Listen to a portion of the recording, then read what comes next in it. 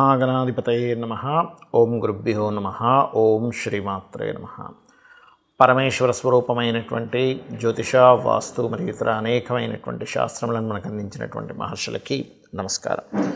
హయగ్రీవ హయగ్రీవ హయగ్రీవేతియోపదేత్ తస్య నిస్సరతే వాణి జనుకన్యా ప్రవాహవత్. అరుణాం కరుణాతరంగితాక్షీం ధృతపాశాంకుశపుష్పబాణచాపాం అనిమాదిభిరావృతాం మయూకైః అహమిత్యేవ విభావయే భవానీం. శ్రీమాత్రే నమః.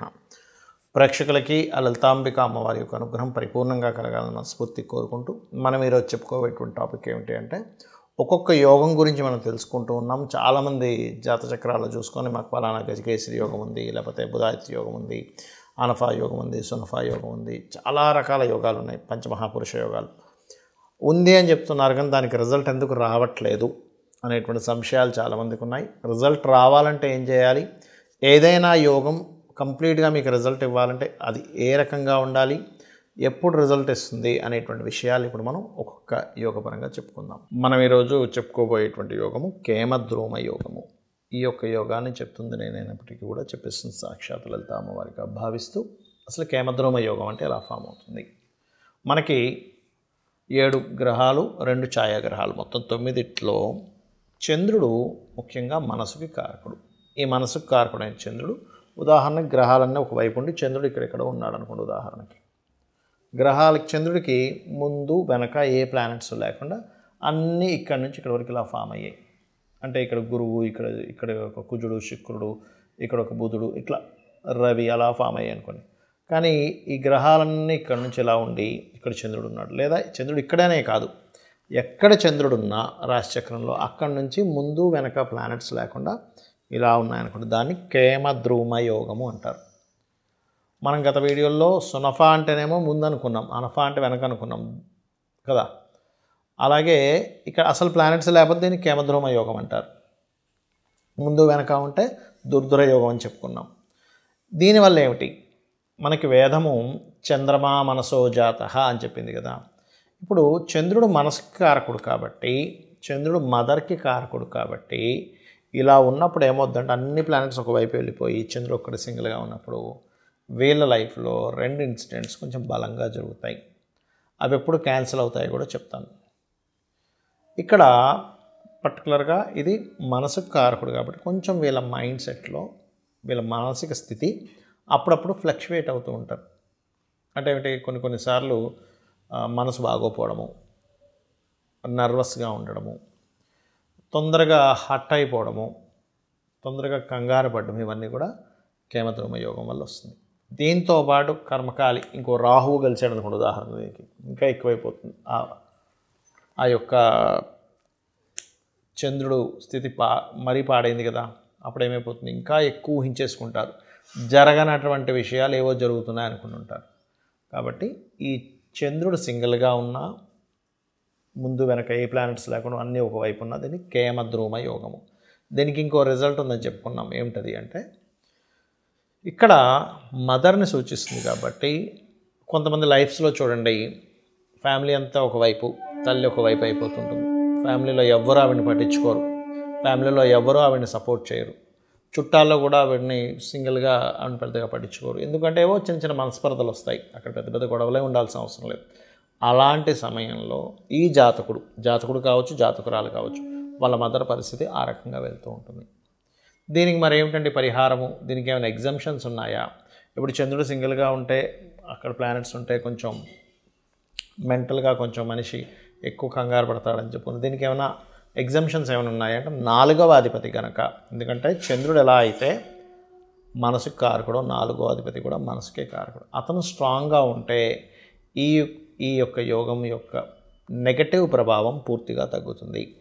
అతను కూడా వీక్ అయిపోయాడు, 4th లార్డ్ కూడా స్పాయిల్ అయిపోయాడు, లగ్నం నుంచి 4వ అధిపతి. అంటే ఉదాహరణకి మనకి వృషభ లగ్నం తీసుకుందాం, లగ్నం నుంచి 4వ అధిపతి రవి పాడైపోయాడు, లేదా మిథున లగ్నం తీసుకుందాం, లగ్నం నుంచి 4వ అధిపతి బుధుడు పాడైపోయాడు, స్ట్రాంగ్గా లేడు బుధుడు, అప్పుడు వాళ్ళకి అది క్యాన్సిల్ అయ్యే ఛాన్సెస్ ఉండవు.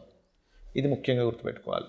అలాగే 4వ అధిపతి బాగుంటే మదర్ విషయంలో కూడా కొంతవరకు అంత ఇబ్బంది లేకుండా కొంతవరకు నార్మల్ అవుతూ ఉంటుంది.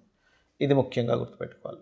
మరి దీన్ని ఎట్లాగా క్లియర్ చేసుకోవడము, ఒకటి రాజరాజేశ్వరి అమ్మవారి ఆరాధన చేయడము, అన్నపూర్ణ అష్టకం చదువుకోవడము, లేదా శివునికి పాలతో అభిషేకం చేయడము, మెడిటేషన్ చేయడము, ఇవి కనుక చేస్తున్నట్లయితే బాగుంటుంది. దాంతో పర్టికులర్గా రాహుతో కలిసి ఉన్నప్పుడు దుర్గానామాన్ని స్మరించడము, దుర్గాదేవికి సంబంధించిన కంకణం వేసుకోవడము, దుర్గాదేవికి చిన్న లాకెట్ వేసుకుంటూ వీలున్నప్పుడల్లా కాస్త ఓం దుర్గాయ నమః అనుకున్నట్లయితే మీరు అనవసరమైనటువంటి భయాల నుంచి వాటి నుంచి బయటపడడం జరుగుతుంది. ఏ యోగమైనా గుర్తుపెట్టుకోండి, మీకు యోగించటం లేదు, చూసాము జన్మజాతకంలో ఉన్నాయి.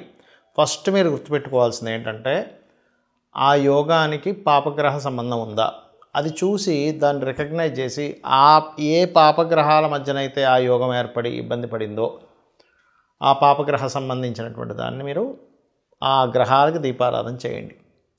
ఖచ్చితంగా ఆ ఇరుక్కుపోయినటువంటి ఆ యోగం ఉన్నటువంటిది ఏదైతే స్ట్రక్ అయిపోయిందో దాన్ని బ్లాక్డ్ భాగ్యచక్ర అంటారు. మీకు భాగ్యం ఉంది కానీ స్ట్రక్ అయిపోయింది, ఏం లాభం, అలా అనమాట. సో ఫస్ట్ దానికి చేసుకోవాలి. రెండవది, ఎప్పుడూ కూడా యోగం ఉంటుంది కానీ ఒక్కోసారి చిన్నప్పుడు అయిపోతుంది. అంటే ఉదాహరణకి ఏ బుధాదిత్య యోగం ఉందనుకుందాం కాసేపు. ఇక్కడ రవి బుధుడు కలిసి సింహంలో ఉన్నారు, బుధుడు రవి కలిసి ఇక్కడ ఉన్నారు. చిన్నప్పుడే ఏ రవి నక్షత్రంలోనో బుధ నక్షత్రంలో పుట్టి అయిపోయింది ఆ దశ. చిన్నప్పుడు పుట్టినప్పుడే, పెద్ద అయిన తర్వాత చూపిస్తుంటారు ఆస్ట్రాలజర్స్కి, మీకు బుధాదిత్య యోగం ఉందండి అంటాం. యోగం ఉంది కానీ దాని ఫలితం ఎంత వస్తుంది, కొంతే కనిపిస్తూ ఉంది. జస్ట్ రిపిటేషన్గా ఉండడం, లైఫ్లో కొద్దిగా చదువు విషయంలో బాగుండడం, ఇట్లాంటివి, ఫాదర్ ఒక బిజినెస్ రిలేటెడ్ వాటిలోకి వెళ్ళడం, ఇవన్నీ చెప్తూ ఉంటాం. కానీ ఇక్కడ అందాల్సినంత అందట్లేదంటే దాని అర్థం ఏంటంటే చిన్నప్పుడు ఎప్పుడో అయిపోయింది, లేదా ఏ 110 సంవత్సరాలప్పుడో వస్తుంది దానికి సంబంధించిన దశ, అప్పుడు కూడా మీకు పెద్దగా కనబడదు దాని రిజల్ట్ అనేటువంటిది. ఎలా అంటే ఒక ఎమ్మెల్యేనో ఎంపీనో సీఎంఓ పిఎంఓ ఉన్నారు, వాళ్ళ హయాములో వాళ్ళకి అన్ని లాంఛనాలు ఉంటాయి కానీ వాళ్ళు సీట్లో లేనప్పుడు ఎలా ఉంటాయి చెప్పండి, ఉండవు కదా. అలాగే ఒక యోగం ఏర్పడినప్పుడు ఆ మహాదశ చిన్నప్పుడు అయిపోయినా ఎప్పుడో ముసలయ్యాక వస్తుందా దాని ఫలితం ఉండదు. కనీసం ఆ దశ అంటే ఆ జీవుడికి కనీసం ఒక 20-30 సంవత్సరాల్లో ఆ దశ ఉండాలి. అప్పుడు దాని ఎఫెక్ట్ కనీసం 40-50 సంవత్సరాల్లో అయినా ఉన్నా కూడా ఉంటుంది దాని ఎఫెక్ట్ అనేటువంటిది. ఒక 20 ఏళ్ళ అబ్బాయికి లేదా అమ్మాయికి ఒక 50 ఏళ్ళ లోపల ఆ దశ వస్తుంది అన్నప్పటి నుంచి కూడా మంచి రిజల్ట్స్ వస్తాయండి. ఎట్ ద సేమ్ టైం పాప సంబంధించిన కూడా అంతే. ఏదైనా ఒక యాక్సిడెంట్ యోగం ఉంది జన్మజాతకంలో, చిన్నప్పుడు అయిపోయింది ఆ దశ, యాక్సిడెంట్ యోగాలు పెద్దగా జరగవు. అదేవిధంగా యాక్సిడెంట్ యోగం ఉన్న మహాదశలు నడుస్తున్నాయి అదే టైంలో, అప్పుడు యాక్సిడెంట్ యోగాస్ అవుతాయి. అంటే ఎప్పుడైనా సరే గుర్తుపెట్టుకోండి, యోగము అంటే ఒక ప్లానెట్ ఇంకో ప్లానెట్తో కలవడం, ఒక ప్లానెట్ ఒక నక్షత్రంలో ఉండడం, ఒక ప్లానెట్ వెళ్ళి ఒక రాశిలో ఉండడం యోగము అంటారు. ఆ యోగం మీకు ఎప్పుడు సిద్ధిస్తుంది అంటే దానికి ఉన్నటువంటి బలాన్ని బట్టి అది సిద్ధిస్తుంది, దానికి ఉండేటువంటి మహాదశని బట్టి అది సిద్ధిస్తుంది. అది చిన్నప్పుడు అయిపోయిన మహాదశ ఎప్పుడో 110-120 సంవత్సరాలకు వచ్చినా సిద్ధించదు. దీంతోపాటు ఇంకొక ముఖ్యమైన విషయం ఏంటంటే ఇక్కడ అది ఏ యోగం అయితే ఉందో దానికి సంబంధించినటువంటి పని మీరు చేస్తుంటే కూడా అది సిద్ధిస్తుంది. అంటే ఉదాహరణకి ఏ బుధాదిత్య యోగం ఉంది, రాజకీయ సంబంధించిన వాటిలోనో మెడికల్ రంగాల్లోనో ఉన్నారు, అప్పుడు సిద్ధిస్తుంది. గజకేసరి యోగం ఉంది, మీరు ఏ ఫుడ్ రిలేటెడ్ దాంట్లోనే మీకు ధనయోగం ఉంది, అప్పుడు సిద్ధిస్తుంది. లేకపోతే ఇంకోటి రకరకాల యోగాలు, అనఫా యోగం, సునఫా యోగం, వాటి బట్టి మనం తెలుసుకుంటూ ఉండాలి. శ్రీమాత్రే నమః.